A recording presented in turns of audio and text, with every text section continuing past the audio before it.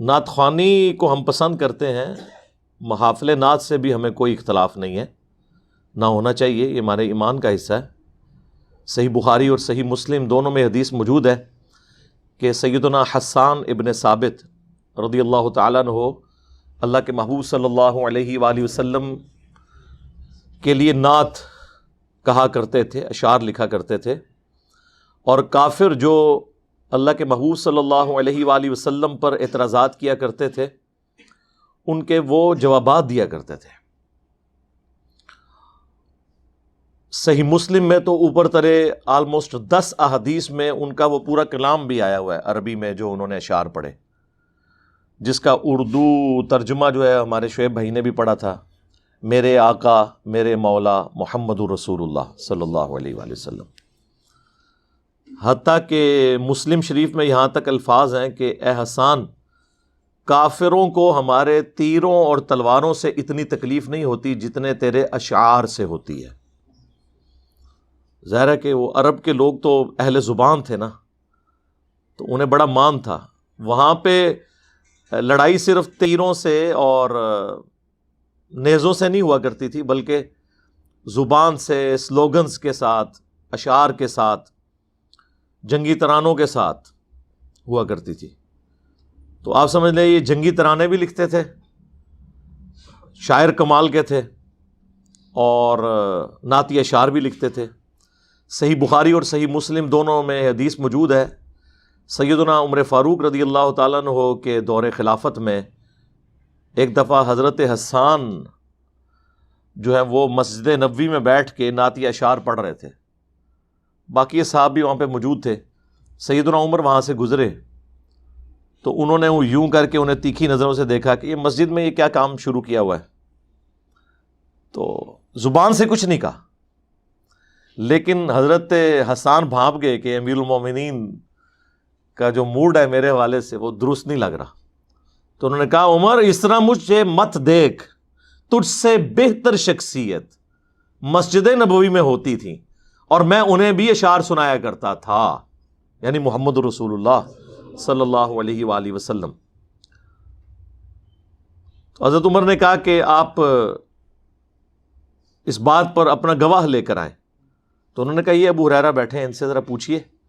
تو حضرت ابو ہریرہ نے کہا اے امیر المومنین، میں گواہی دیتا ہوں کہ اللہ کے نبی علیہ السلام نہ صرف ان کے اشعار سنا کرتے تھے بلکہ دعا کیا کرتے تھے، اے اللہ روح قدس کے ذریعے حسان ابن ثابت کی مدد فرما، جس طرح حضرت عیسیٰ علیہ السلام کی مدد کی تھی نا روح قدس نے، جو قرآن میں آیا کہ ہم نے ایدناہ بروح القدس، جبرائیل کے ذریعے ان کی مدد کی تھی، ان کو اتنے معجزات غیر معمولی دیے تھے۔ تو یہ ان کے اشعار معجزانہ ہوا کرتے تھے اللہ کی طرف سے۔ تو حضرت عمر پھر خاموش ہو گئے اور وہاں سے چلے گئے۔ اب اس ایک واقعے میں کتنی چیزیں ہیں۔ نمبر 1 یہ کہ قرآن و سنت کے دلائل جو ہے یہ اتنی اہمیت رکھتے ہیں کہ صحابہ کرام اس چیز کی پرواہ نہیں کرتے تھے کہ اعتراض کرنے والا کون ہے، اس کا سٹیٹس کیا ہے، وہ خلیفہ راشد ہے، جنہوں پنجابی کہتے ہیں وہ سدھے ہو جاندے سن کہ نہ بھائی انج نہیں ہے، اللہ کے نبی علیہ السلام نے یہ عمل کیا ہے، تمہاری ذاتی پسند ناپسند کوئی حیثیت نہیں رکھتی۔ نمبر 2، صحابہ کرام علیہم رضوان کو جب صحیح حدیث کا پتہ چل جاتا تھا وہ اسے ایکسیپٹ کرتے تھے، سیدنا عمر نے ایکسیپٹ کیا۔ نمبر 3، سیدنا عمر نے حضرت ابو ہریرہ کی گواہی کو ایکسیپٹ کیا۔ یہ بعض غالی رافضیوں کا یہ کہنا کہ حضرت ابو ہریرہ سے ان کا کنفلکٹ تھا، وہ تھا، لیکن یہ نہیں تھا کہ حضرت عمر ان کو جھوٹا سمجھتے تھے، انہیں صدوق سمجھتے تھے، انہیں ثقہ راوی مانتے تھے، اسی لیے ان کی گواہی کو قبول کیا حدیث کے حق میں۔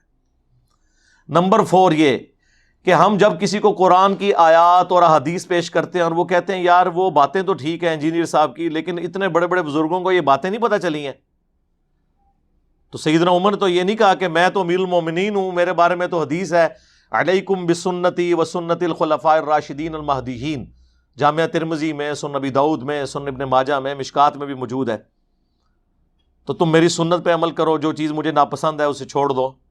انہیں پتہ تھا کہ دین آسمانوں سے نازل ہوا ہے، دین میں امام وہ ہے جس کی قبر مدینے میں ہے، اس کے بعد سب فالوور ہیں، سیدنا ابوبکر سے لے کر قیامت تک آنے والا آخری مسلمان یا آخری انسان وہ فالوور ہی ہوگا۔ تو اب مجھے یہ بتائیے، اگر حضرت عمر فاروق رضی اللہ تعالیٰ عنہ اتنے قریبی ہونے کے باوجود انہیں یہ حدیث نہیں پتا تھی کہ نعت کے اشعار مسجد میں پڑھنا اور پڑھوانا یہ سنت ہے، تو اب جو لوگ یہ کہتے ہیں جی ہمارے بزرگوں کو، ہمارے اماموں کو یہ حدیثیں نہیں پہنچی وہیں ہوں گی، انہیں نہیں پتا تھا بخاری مسلم میں کیا لکھا ہے۔ بھائی اگر حضرت عمر فاروق رضی اللہ تعالیٰ عنہ کو نہیں پتا تھا تو بابے تو شاہ ہی کوئی نہیں، یہ ہر جگہ آئے گا، بابے تو شاہ ہی کوئی نہیں۔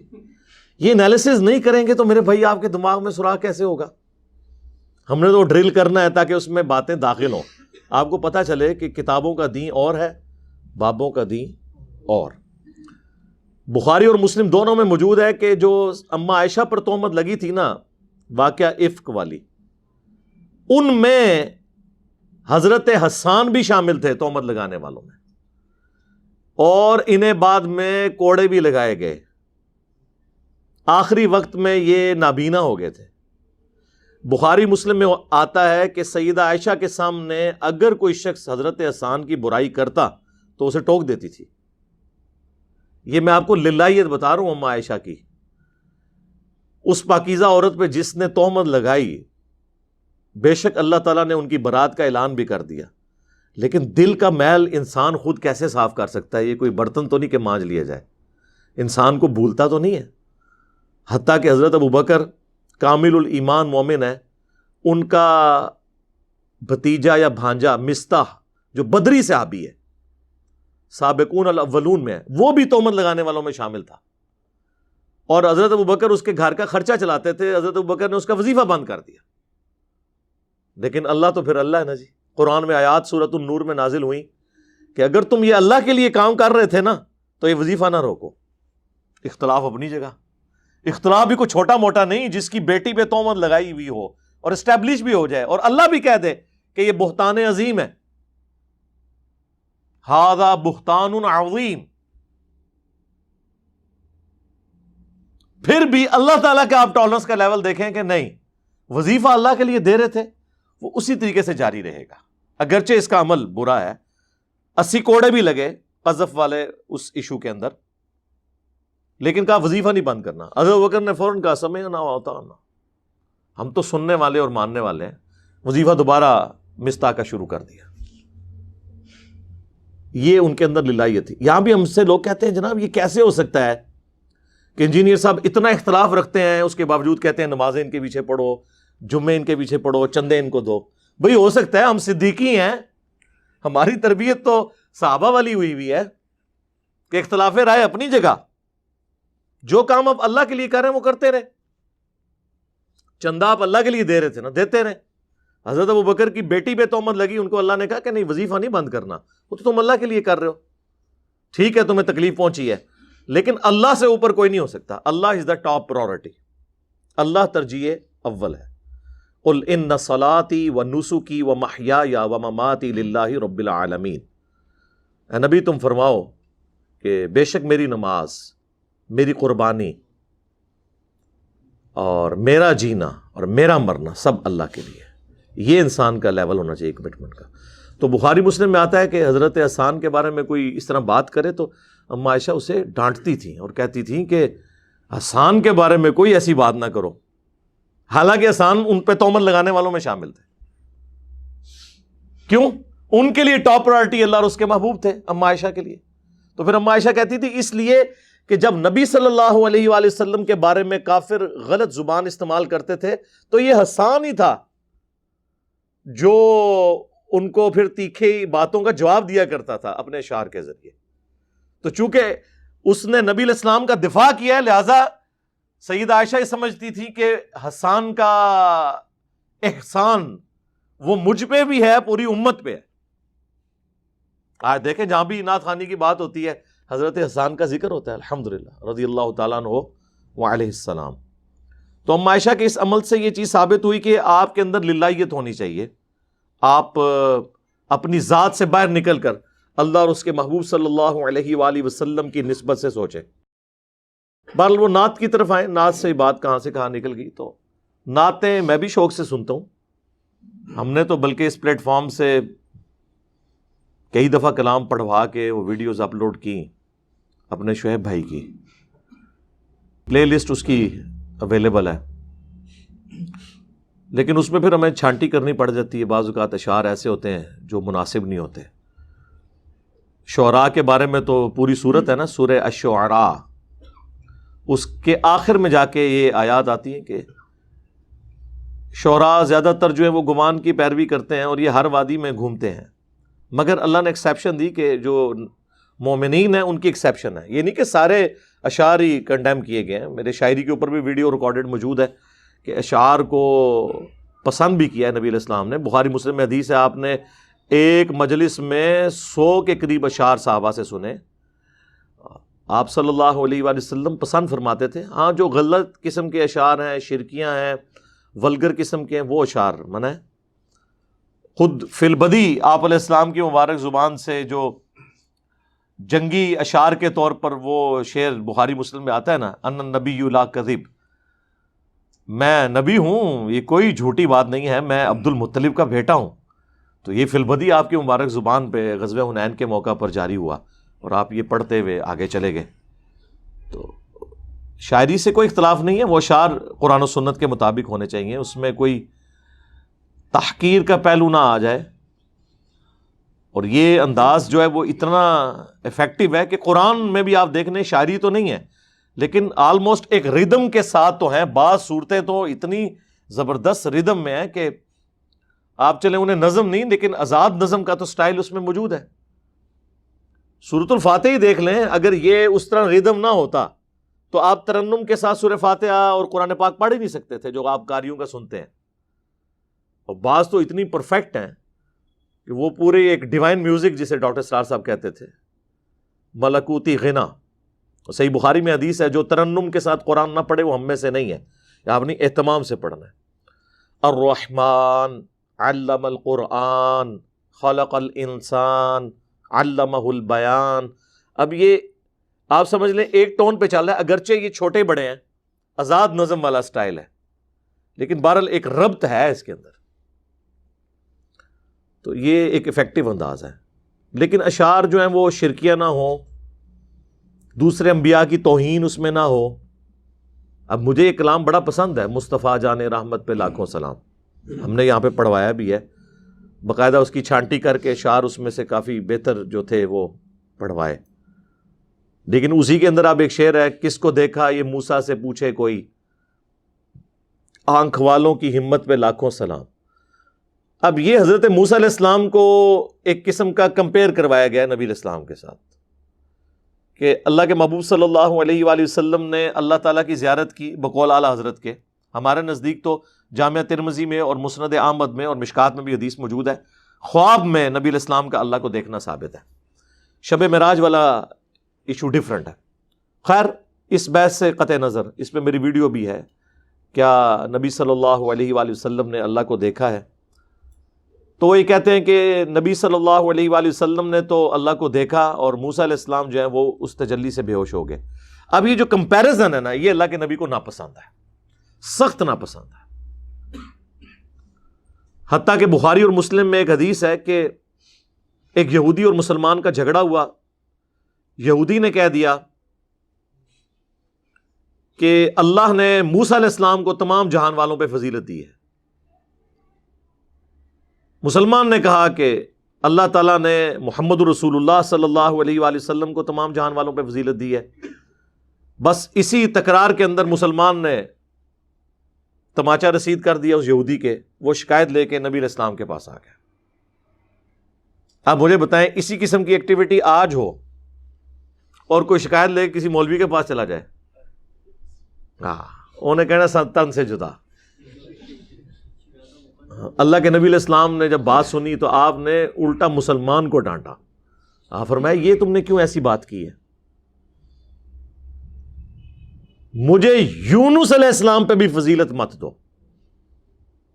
یہ وہ واحد پیغمبر ہیں جن کے اوپر اتنا سخت عتاب اللہ تعالیٰ کا قرآن میں آیا سورہ الصافات میں آیا کہ اگر یونس مچھلی کے پیٹ میں ہم سے اس طریقے سے معافی طلب نہ کرتے، وہ تسبیح نہ کرتے جو سورۃ الانبیاء میں آئی ہے، لا الہ الا انت سبحانک انی کنت من الظالمین، تو پھر مچھلی کے پیٹ سے اسی دن نکلتے جس دن مردے قبروں سے اٹھائے جائیں گے۔ اب اس سے آپ اللہ کے غصے کا، جلال کا اندازہ لگا سکتے ہیں۔ اور نبی علیہ السلام کیا فرما رہے ہیں؟ مجھے یونس پہ بھی فضیلت مت دو جن پہ اللہ کا اتنا عتاب بھی تھا، اور تم موسیٰ علیہ السلام کی بات کر رہے ہو۔ پھر حضور علیہ السلام نے حضرت موسیٰ کی ایک جزوی فضیلت اپنے اوپر بتا دی۔ آپ نے فرمایا کہ قیامت کے دن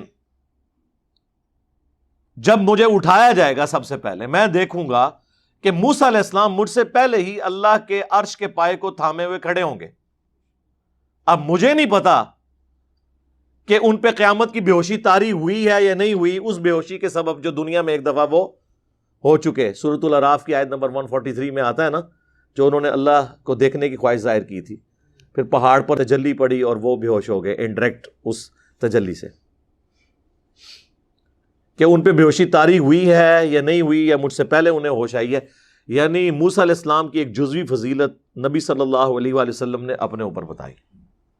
تو یہ آپ کا ایک تربیت کا انداز تھا۔ اور یہاں پہ آپ دیکھیں، یعنی انبیاء کو تو چھوڑ دیں، یہ تو اللہ سے بھی بڑھا دیتے ہیں۔ خدا کا پکڑا چھڑائے محمد، محمد کا پکڑا چھڑا کوئی نہیں سکتا، نعوذ باللہ۔ پھر تعویل کرتے ہیں، وہ کہتے ہیں دیکھیں جی اللہ تعالیٰ پکڑے گا نا، پھر نبی علیہ السلام شفاعت کر کے چھڑائیں گے۔ بھائی آپ اللہ اور رسول کو الگ مانتے ہیں کیا؟ پکڑنے والا بھی خدا ہے، چھڑانے والا بھی خدا ہے۔ نبی علیہ السلام کو تو اذن ملے گا اور بتایا جائے گا کہ یہ لسٹ ہے، ان کو نکالیں۔ آپ مہمان خصوصی ہیں قیامت کے دن کے، آپ کے ہاتھوں سے شفاعت کے ذریعے لوگوں کو جنت کے پروانے ملیں گے، لیکن وہ دینے والا اللہ ہے۔ جس طرح ایک کالج کا پرنسپل یا یونیورسٹی میں چانسلر یا وائس چانسلر کہہ لیں، وہ جب کسی بڑے پولیٹیکل لیڈر کو بلاتا ہے اسناد کی تقسیم کے لیے، تو جو سند لے رہا ہوتا ہے اسے بھی پتا ہوتا ہے اس پولیٹیکل لیڈر نے یا پرائم منسٹر نے یا اس گورنر نے مجھے ڈگری نہیں دی، ڈگری مجھے دی ہے یونیورسٹی نے یا کالج نے، یہ آنری طور پہ اس کے ہاتھوں سے دلوائی گئی ہے۔ ایسے ہی ہوتا ہے نا۔ تو قیامت کے دن مغفرت کی ڈگری اللہ دے رہا ہوگا، نبی علیہ السلام کی عزت افزائی ہوگی۔ بخاری مسلم میں حدیث شفاعت موجود ہے، کافی لمبی حدیث ہے۔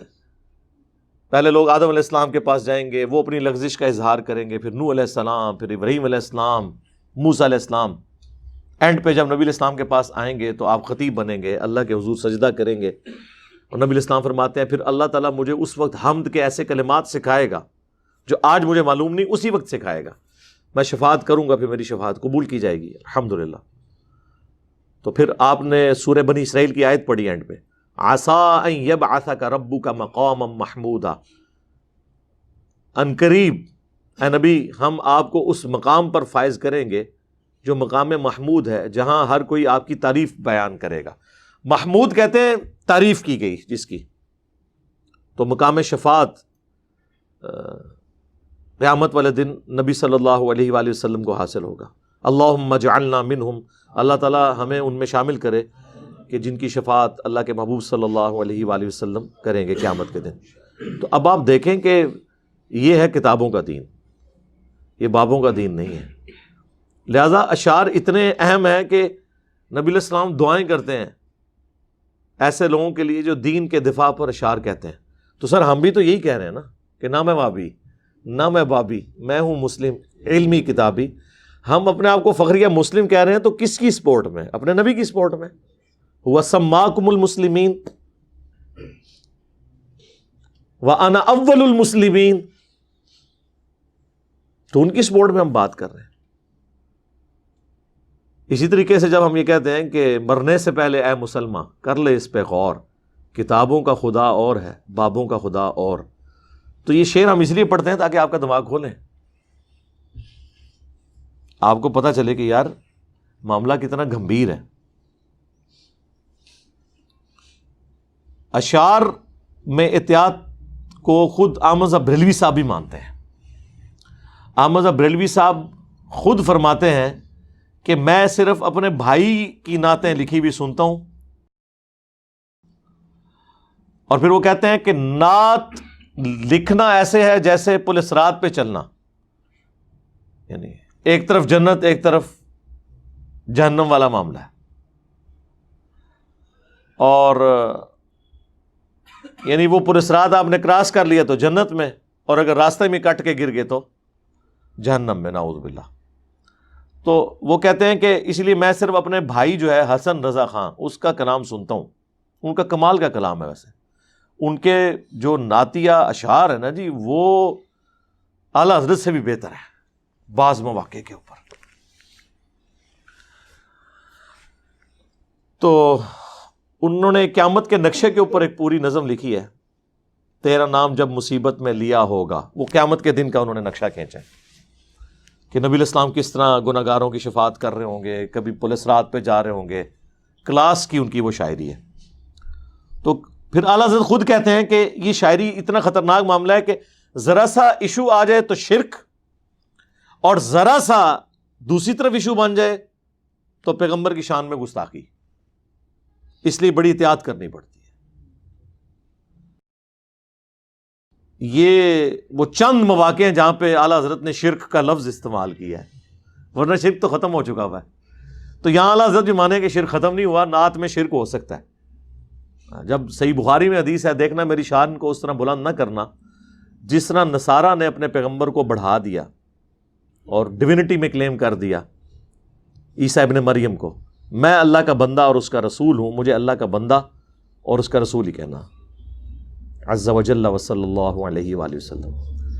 2007 کی بات ہے، 22 مارچ 2007، مجھے ڈیٹ بھی یاد ہے.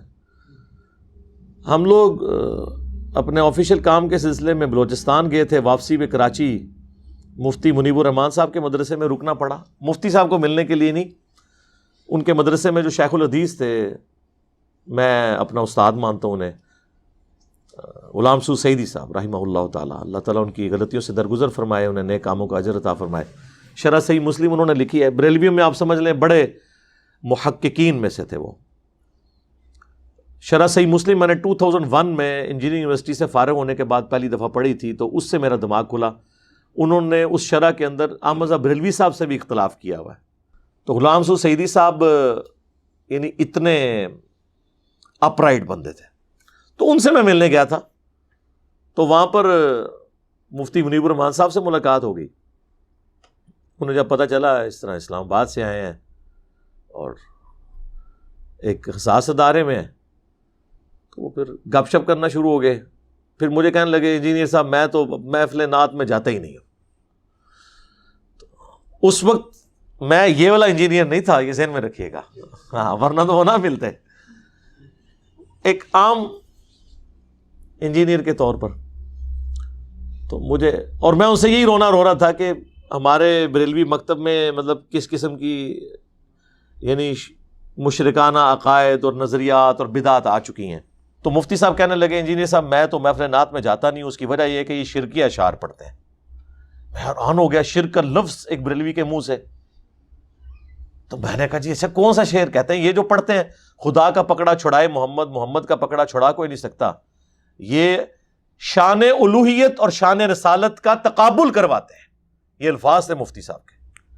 کہتے ہیں اللہ اور اس کے رسول کا مقابلہ کروا رہے ہیں کہ اللہ پکڑ لے اور رسول اللہ چھڑوا لیں گے.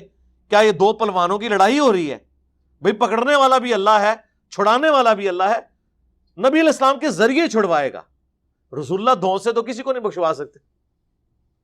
تو کہتے ہیں اب یہ اشعار جہاں پہ پڑھے جا رہے ہوں. پھر انہوں نے اور بھی ذکر کیا کہ یہ دیکھو اتنے عشق میں آگے چلے جاتے ہیں. یہ کہتے ہیں ہمیں عذاب قبر سے نہ ڈراؤ، قبر میں تو رسول اللہ تشریف لائیں گے. ان سے پوچھو کہ عذاب قبر سے تو خود رسول اللہ ڈرا کے گئے ہوئے ہیں، تو یہ تم رسول اللہ کو اشعار سنا رہے ہو کہ ہمیں عذاب قبر سے نہ آپ ڈرائے، قبر میں تو رسول اللہ آئیں گے. ان کا کہ قبر کے عذاب سے ڈرا کے کون گیا ہوا ہے؟ نبی علیہ السلام ہی ڈرا کے گئے نا. تو انہوں نے عمل کرنے کو ہی نہیں ہوتے، اور نعت خواں جو ہے نا وہ بے عملی اس طریقے سے لوگوں میں ترویج پاتی ہے ان کی وجہ سے. لیکن یہ باتیں انہوں نے مجھ سے کی ہیں، ہاں یہ ذہن میں رکھیے گا. اگر انہوں نے پبلکلی کی ہوتی تو ٹی ایل پی کا دھرنا تو نہ ختم کروا سکتے پھر. ہاں ظاہر ہے وہ پبلک میں سے ختم ہو جاتی ہے، یہ ذہن میں رکھیے گا. تو لوگ کہتے ہیں نا کہ جی انجینئر صاحب جو ہیں وہ بولتے ہیں اور کوئی جو ہے باقی لوگوں کو کیوں نہیں احساس ہوتا. میرے بھائی اس لیے احساس نہیں ہوتا کہ انجینئر صاحب کا روٹی روزی کا سلسلہ کسی مکتب فکر سے یا ان کے کوئی عزت افزائی کا سلسلہ کسی مکتب فکر سے نہیں جڑا ہوا. اور جب تک جڑا ہو جس کا، اس کے لیے مشکل ہے کہ وہ حق بات پبلکلی آ کے بیان کرے. تو مجھے نعت سے یاد آیا کہ مفتی صاحب خود بھی مانتے ہیں کہ اس طرح نعت خوانی میں اس طرح کی الفاظ لوگ استعمال کرتے ہیں. ہمارا کام ہے لوگوں کو ایجوکیٹ کرنا، نعت کے کوئی بھی خلاف نہیں ہے، نہ ہم محافل نعت کے خلاف ہیں. ہاں اب ایسی محفلیں کہ جو رات کو 2 بجے ختم ہو اور لوگ فجر کی نماز ہی چھوڑ دیں، وہ تو چاہے محفل قرات ہو رہی ہو، چاہے درس قرآن ہو رہا ہو، درس حدیث ہو رہا ہو، ہم تو اس کے خلاف ہیں. تو بالکل زیادتی والی بات ہے. تو نعت خوانی سے بات شروع ہوئی تھی. میں نے چونکہ رٹی رٹائی باتیں نہیں کرنی ہوتی، جو اس وقت میرے دماغ میں اللہ تعالیٰ باتیں ڈالتا ہے، شرح صدر ہوتا ہے، تو میں کہتا ہوں چلیں یہ بھی بات اب میرے دماغ میں آئی ہے، یہ بھی میں کر دوں. چلیں اس طریقے سے کسی کے لیے اصلاح کے لیے کوئی یہ بات نکل آئی دماغ میں آ گئی ہے تو میں وہ کر دوں. تو اس طریقے سے کوشش کرتا ہوں کہ اب نعت خوانی کے اوپر یہ ڈسکشن کرنے کا مقصد یہ تھا کہ نعت خوانی کی اہمیت بھی پتہ چلے، اور اس میں یہ بھی دیکھنا ہے کہ شان الوہیت اور شان رسالت کا مقابلہ نہیں ہونا چاہیے، جو مفتی صاحب نے فرمایا. میں نے نہیں کہا، مفتی منیب الرحمان حفظہ اللہ تعالیٰ نے کہا، اور انہوں نے اللہ کا شکر ہے کہ یہ میرے پاس تو سند موجود ہے، میں تو سامنے بیٹھ کے یہ بات ان سے سنی ہے. اور یہ یقین کریں علماء اپنی عوام سے بہت ڈرتے ہیں، بہت زیادہ ڈرتے ہیں، اس لیے کہ عوام تو اتنی وائلنٹ ہوئی ہوئی ہے کہ وہ اپنے علماء کا بھی خیال نہیں رکھتی. اس لیے آپ دیکھیں اکیلے میں ان سے مسئلہ پوچھیں، کوئی اور بات آپ کو بتائیں گے، پبلکلی کہتے ہیں کیوں مروان لگے ہو. اب مجھے بتائیں اگر قوم کا لیڈر بھی یہ کہے کہ کیوں مروان لگے ہو، تو اس قوم کے اوپر آپ پھر 4 نہیں 5 تکبیریں پڑھ لیں، کیونکہ لیڈر نہیں تو فرنٹ سے لیڈ کرنا ہوتا ہے.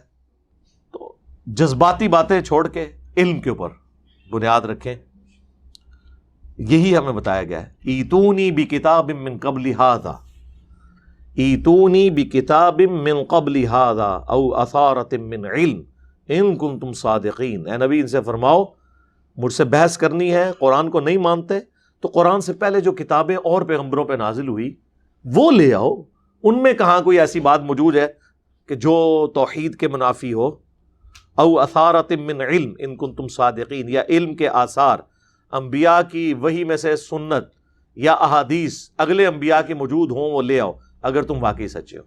صلو علی محمد و آل محمد، اللہم صلی علی محمد وعلی آل محمد و اصحاب محمد و ازواج محمد و امت محمد اجمعین الی یوم الدین، آمین.